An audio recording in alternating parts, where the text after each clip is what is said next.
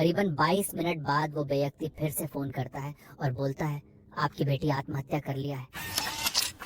और जब घटना के समय वह चीखी चिल्लाई होगी तो उसके साथियों ने क्यों नहीं सुना? और दूसरी तरफ आरोपी ने खुद को फांसी पे लटकाने के लिए गुहार क्यों कर रहा है? क्या सच में आरोपी यही है या इसे फंसाया गया है? 9 अगस्त 2024 सुबह के 10 बज रहा था। तभी कोलकाता के आरजी कर मेडिकल कॉलेज के हॉस्पिटल से एक फोन आया। उस फोन उठाने के बाद फोन उठाने वाले व्यक्ति को एक आवाज सुनाई दी जो बोल रहा था कि आपकी बेटी ने सुसाइड कर लिया है, जल्दी से आ जाओ। ये बात सुनते ही उसके पिता की होश ना रहा, आंखों से आंसू टपकने लगे थे और वो जमीन पे धड़ाम से गिर गए। बेजान लाश की तरह कैसे तैसे करके अपनी पत्नी के पास गए। इस हालत में देखकर उनकी पत्नी ने पूछा क्या हुआ, लेकिन वो बताना नहीं चाहते थे। फिर उन्हें बतानी पड़ी। उसके बाद जो हाल उस माँ को हुआ वो आप अंदाजा नहीं लगा सकते। फिर वो दोनों भागकर आरजी कर मेडिकल कॉलेज के हॉस्पिटल पहुंचे। वहां पहुंचने के बाद उन्होंने जो देखा वो काफी दर्दनाक और भयभीत करने वाला दृश्य था। उनकी नजरों के सामने उनकी बेटी लेटी हुई थी जो अर्धनग्न अवस्था में खून से लथपथ पड़ी थी। ये सब देखकर वो अपनी सारी होश खो चुके थे। उन्हें कुछ भी समझ नहीं आ रहा था कि ये क्या हुआ है। बस एक मुर्दे लाश की तरह सिर्फ चिल्ला रहे थे कि बेटी उठ जा, कुछ नहीं हुआ है मेरी बेटी को, देखो मेरी बेटी अभी उठेगी। लोगों ने उन्हें समझाया और डॉक्टर की बड़ी को पोस्टमार्टम के लिए भेज दिया गया। पोस्टमार्टम रिपोर्ट के खुलासे हुए हैं जो जबरन संबंध बनाने के कारण लेडी डॉक्टर के निजी अंग पर गहरा घाव पाया गया है।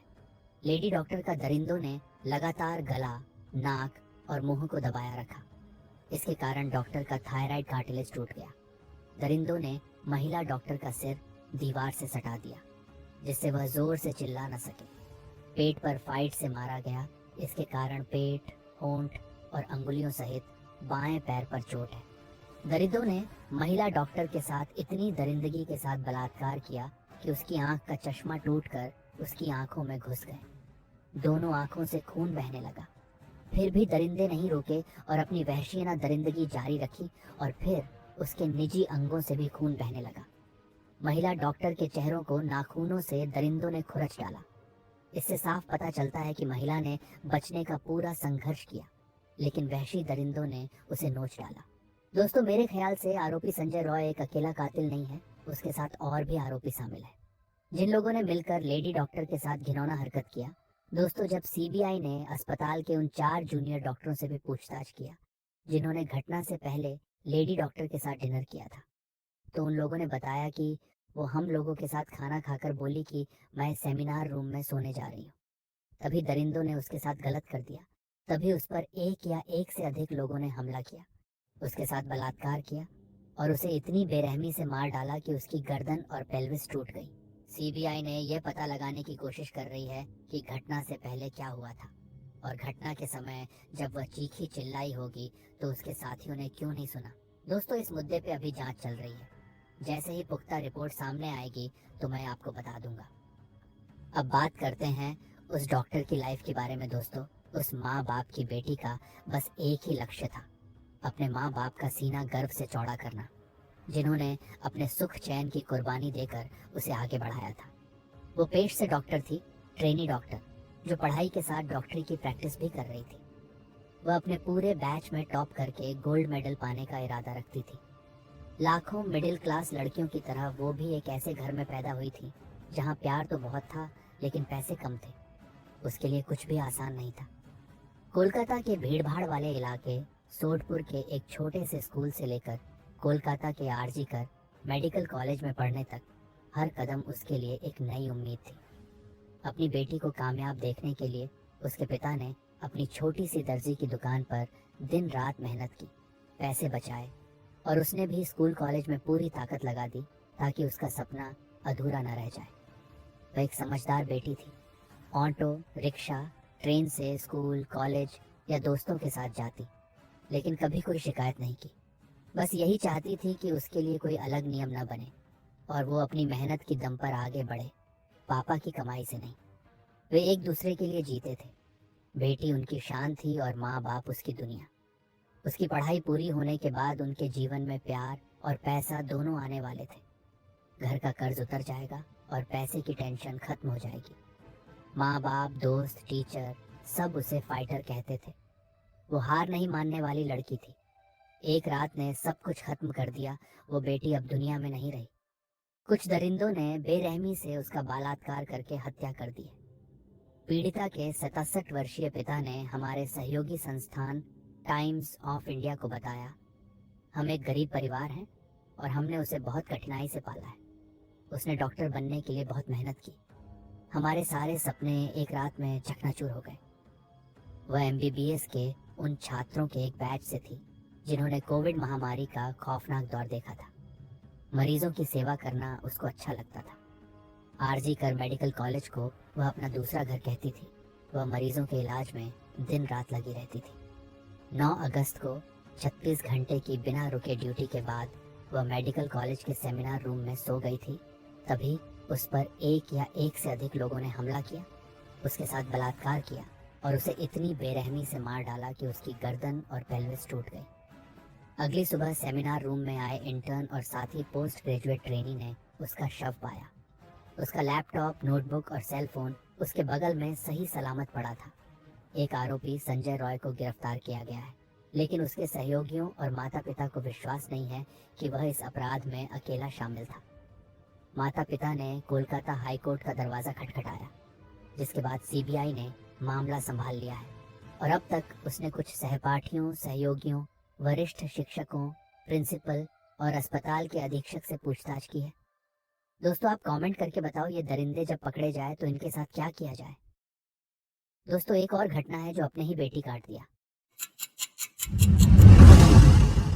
दोस्तों, ये बात शाम के करीब 7:30 बजे का है। मोहन कुमार खंडेलवाल पटना में स्थित अपने होटल में ही रह रहा था। तभी उनके मोबाइल पर एक कॉल आई। वह कॉल एक अनजान नंबर से आई थी। जिस तरह वह अन्य कॉल्स को रिसीव करता था, उसी तरह उसको भी रिसीव कर लिया और जैसे ही हेलो कहा, तभी दूसरी ओर से आवाज आई, तुम्हारे बेटे शिवम का कार सहित अपहरण कर लिया है। शिवम उनका 14 साल का बेटा था, जो पटना के बीरचंद पटेल रोड स्थित न्यू पटना क्लब में टेनिस खेलने जाता था। कार उनका ड्राइवर गिरीश पाठक चला कर ले जाता था। बेटे के अपहरण की बात सुनकर मोहन कुमार के तो जैसे होश ही उड़ गए और सोचने लगे कि वो बेटे को कोई हानि न पहुंचा दे। इसलिए वह बड़ी ही विनम्रता से बोले, आप मेरे बेटे को छोड़ दीजिए, बदले में आप मुझसे जो भी मांगेंगे मैं दे दूंगा। उधर से बोला, हमें 2 करोड़ रुपए चाहिए। पैसों का इंतजाम करने के लिए कल दोपहर 2 बजे तक का वक्त दिया जाता है। तुम तब तक पैसों का इंतजाम कर लो और अगर तुमने पैसे नहीं दिए या फिर कोई चालाकी दिखाने की कोशिश की तो तुम बेटे से हाथ धो बैठोगे। अपहर्ता ने मोहन को चेतावनी दी। मोहन काफी डर गया और उसे डरते डरते बोला कि मैं पैसे दे दूंगा, लेकिन बेटे को कुछ नहीं करना। मैं आपके सामने हाथ जोड़ता हूँ कि एक बार हमें बेटे से बात करा दो ताकि हमें कुछ तसल्ली आ जाए। मोहन कुमार विनम्रता से बोले। बेटे की आवाज सुनने के लिए वह फोन को कान से चिपकाए रहे। कुछ देर बाद उनके कान में बेटे की आवाज आई, हाँ पापा, मैं अंकल के कब्जे में हूँ। बेटे की आवाज से उन्हें महसूस हुआ कि जैसे वह डरा सहमा हुआ है। उन्होंने बेटे को हिम्मत बंधाते हुए कहा, बेटा घबराना मत, तुम बहुत जल्दी आ जाओगे।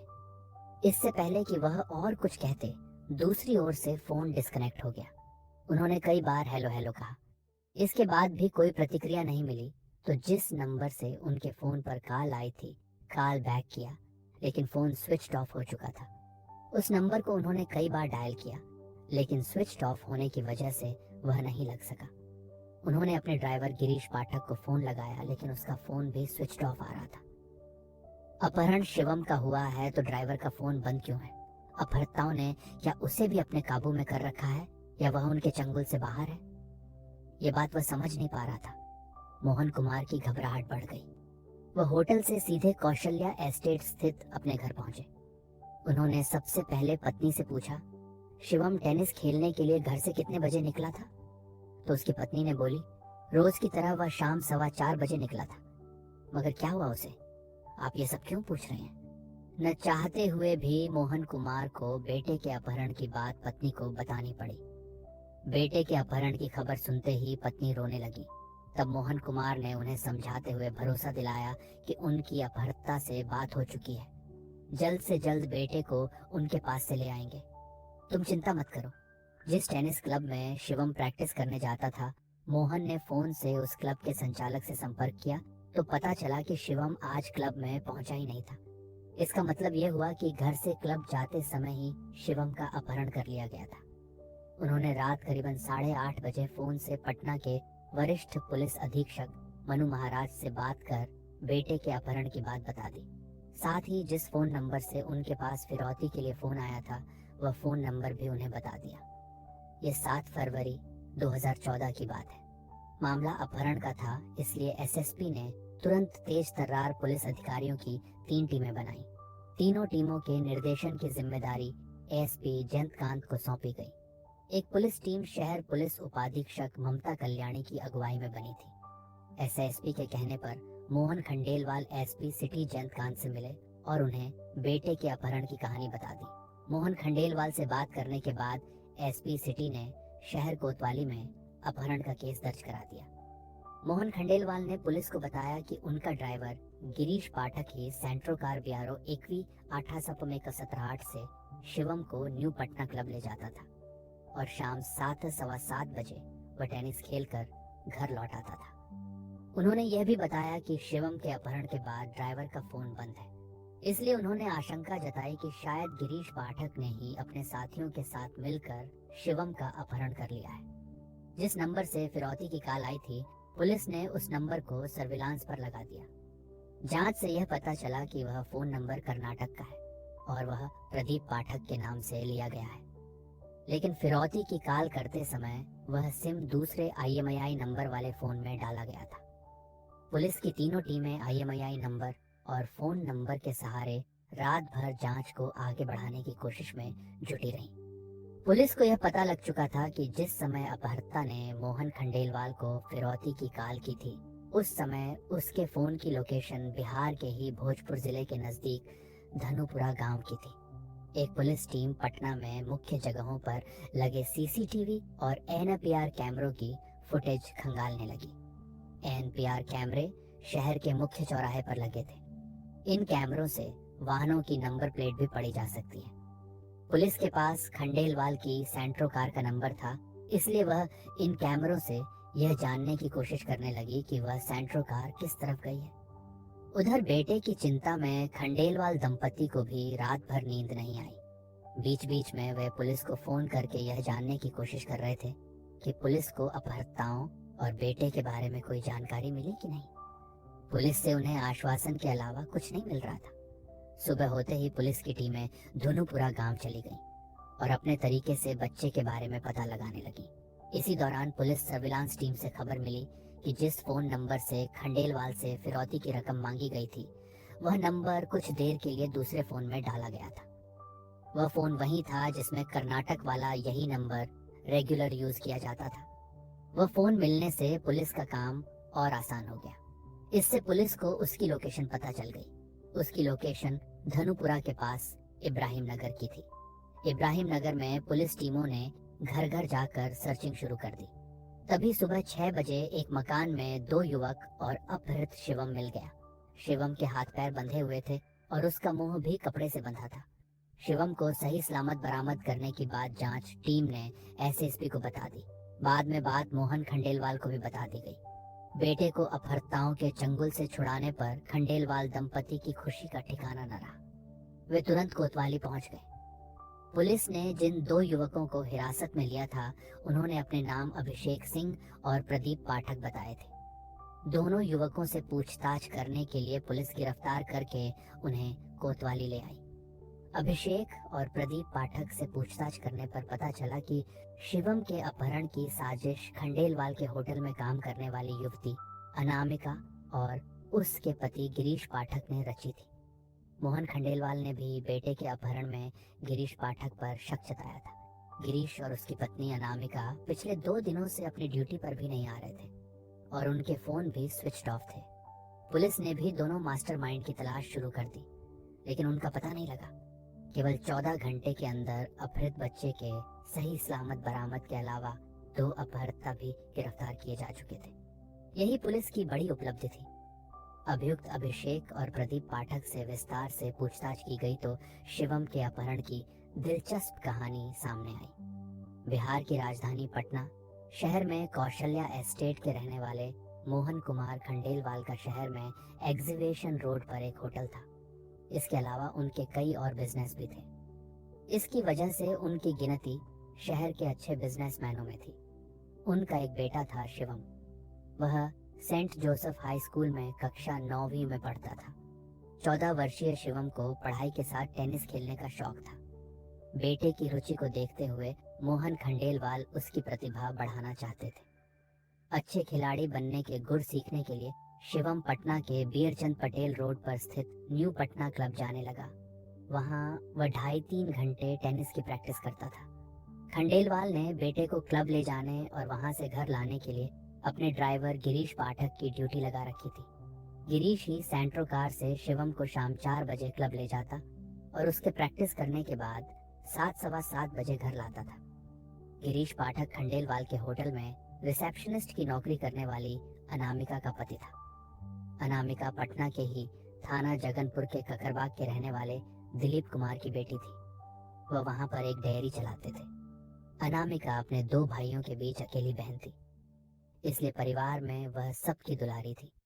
इंटरमीडिएट पास करने के बाद उसने मोहन खंडेलवाल के होटल में रिसेप्शनिस्ट की नौकरी कर ली। खंडेलवाल के यहाँ गिरीश पाठक नाम का एक युवक ड्राइवर था जो भोजपुर जिले के कचनत गांव में रहने वाले देवेंद्र नाथ पाठक का बेटा था। मोहन खंडेलवाल को जब वह उनके होटल ले जाता तो फुर्सत में रिसेप्शनिस्ट अनामिका से बात करता था। हमउम्र होने की वजह से दोनों खूब बातें करते थे। धीरे धीरे उनके बीच बातों का दायरा बढ़ता गया और वे एक दूसरे को चाहने लगे। दिनों दिन उनका प्यार बढ़ने लगा। हालात यहाँ तक पहुँच गए कि अलग अलग जाति होने के बावजूद उन्होंने शादी करने का फैसला ले लिया।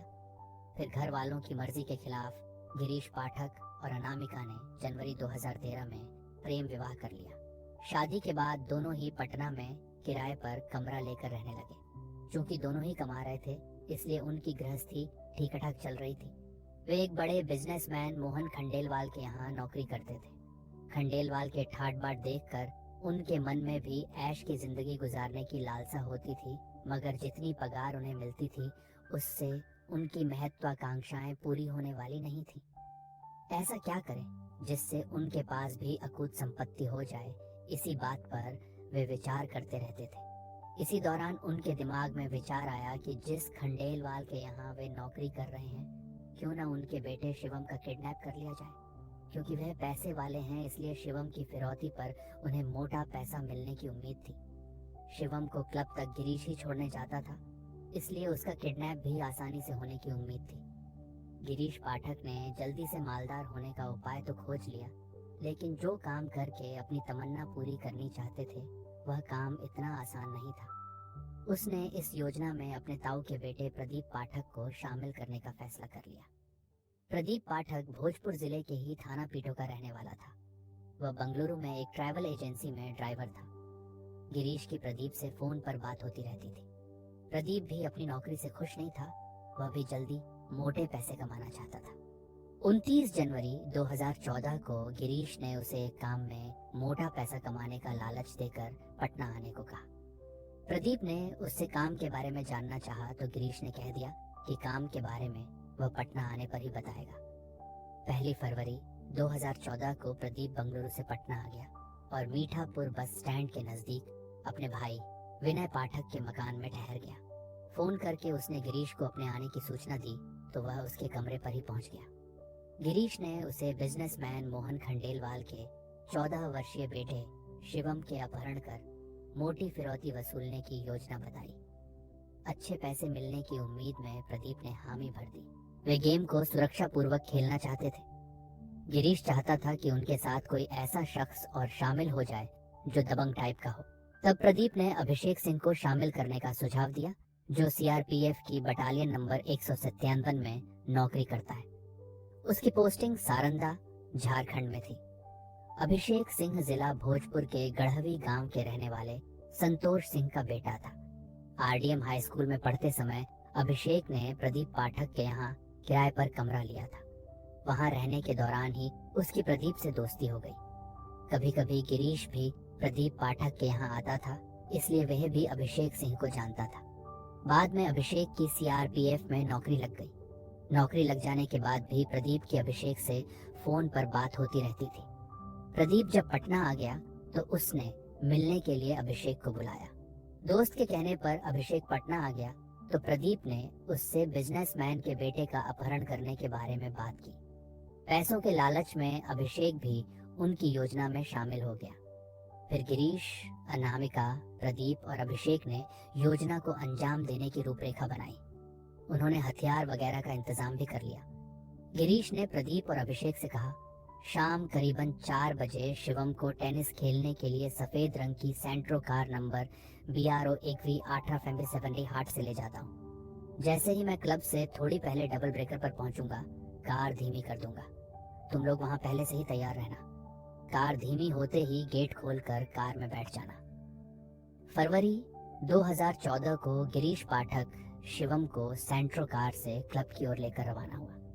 अभिषेक और प्रदीप पाठक पहले से ही डबल ब्रेकर के पास खड़े हो गए थे। जैसे ही गिरीश डबल ब्रेकर के पास पहुंचा तो अपने साथियों को देखकर उसने कार धीमी कर ली। कार के पिछले गेटों के लॉक उसने पहले से ही खोल रखे थे।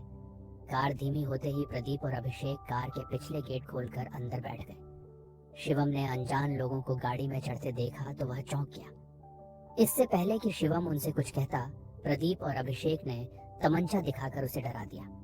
गिरीश कार तेज गति से चलाते हुए प्रदीप के भाई विनय पाठक के मकान पर ले गया। मकान की चाबी प्रदीप के पास ही थी। उसने ताला खोला और शिवम को डरा धमकाकर एक कमरे में बंद कर दिया। कार उन्होंने उसी मकान में खड़ी कर दी थी। प्रदीप के पास बंगलुरु का एयरसेल कंपनी का सिम था। गिरीश ने उससे वह सिम लेकर अपने मोबाइल फोन में डाला और शाम 7:30 बजे शिवम के पिता मोहन खंडेलवाल को फोन करके शिवम के अपहरण की जानकारी दी और 2 करोड़ रुपए की फिरौती मांगी।